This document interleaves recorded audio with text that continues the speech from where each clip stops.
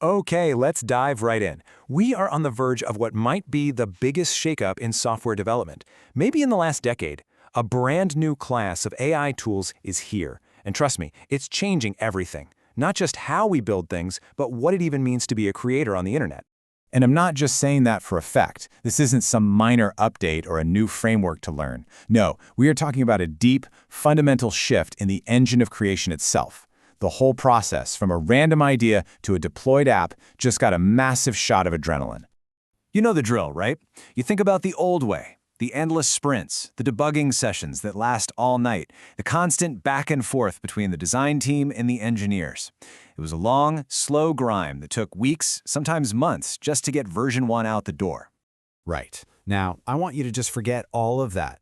What you're about to see takes that entire drawn-out timeline and just collapses it into a single moment. So here's what's happening. Someone types a single prompt into a tool called Zoer, describing a whole SaaS application. And as this timer is counting down, the AI is doing, well, everything. It's writing the code, setting up the database, building the user interface, and pushing it live to the web. 60 seconds. That's the new standard. And let's be super clear here. This isn't a pretty picture in Figma. It's not a wireframe. Before that clock hit 0, a real, live, functional application was created and deployed from one sentence. The entire rulebook just got thrown out the window. And this leads us to what we're calling the one-shot revolution.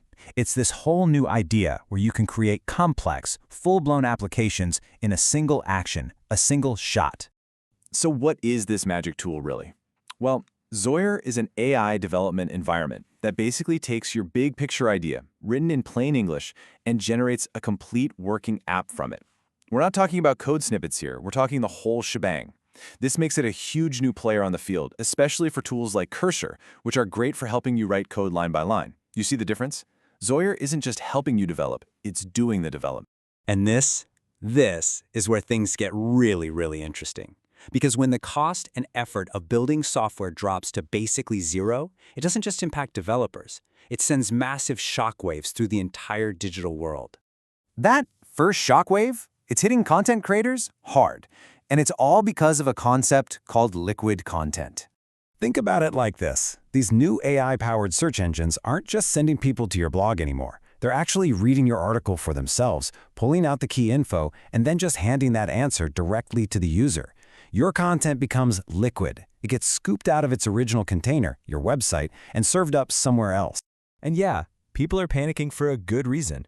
The entire business model for most of the internet is built on traffic, on getting people to click a link and land on your page. When that click vanishes, so does your ad revenue, your connection to your audience, all of it. This chart right here just lays it all out perfectly. In the old web, the deal was simple. You created great stuff, and search engines sent you traffic as a reward. Now, in the new AI web, you still create the great stuff, but the AI just eats it up and gives the answer away. The whole value exchange is broken. The bottom line is you get no click. So, if the old game is over, what's the new one? It means we need to completely rethink our strategy. We need a new playbook. Look, let's just be real for a second. If your whole plan revolves around writing articles and hoping for SEO traffic, that strategy is officially on life support. You have to change because the internet you built your career on is, well, it's disappearing right before our eyes. And here it is. This is the heart of the new playbook. An AI can easily turn your article into liquid mush, but it can't do the same thing to a tool.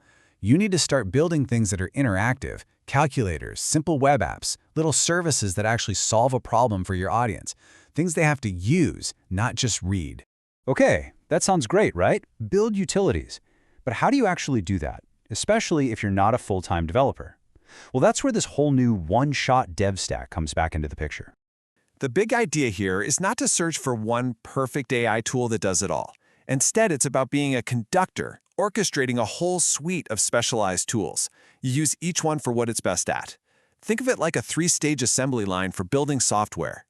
And this 3-tier workflow is how you do it. First, you start with Zoer to get that instant one-shot creation. Boom, you've got a working foundation in seconds. Then you move over to a tool like Windsurf, which is built to help you think about the app's bigger picture, the architecture, how all the pieces connect. And finally, you bring in a precision tool like Cursor, which is an AI code editor, to do the fine-tuning, squash any bugs, and add that final layer of polish. It's speed, then structure, then precision, each tool playing its part. Now, this new way of building things doesn't just change the tools we use, it completely redefines the human's role in the whole process. We're shifting away from being the mechanics, the ones tightening every single bolt and writing every line of code. We are becoming the architects, the directors who have the vision and guide the process from a high level. Just look at this breakdown. The old junior developer role was all about the small stuff, getting the syntax right, focusing on individual lines of code, building one little feature at a time. The new role, this AI director, is all about the big picture, crafting the perfect prompts, thinking about product strategy, and directing a team of AIs to deploy entire apps. The job of writing boilerplate code, all those entry-level tasks that defined the junior dev role for decades, it's just vanishing. It's being automated away. But right in its place, a new, much more strategic role is opening up for anyone who can learn how to effectively direct these incredibly powerful AI systems.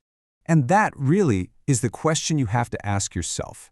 In this new world, are you going to be focused on the syntax of the past, or are you going to become the strategist of the future? Which one are you going to be?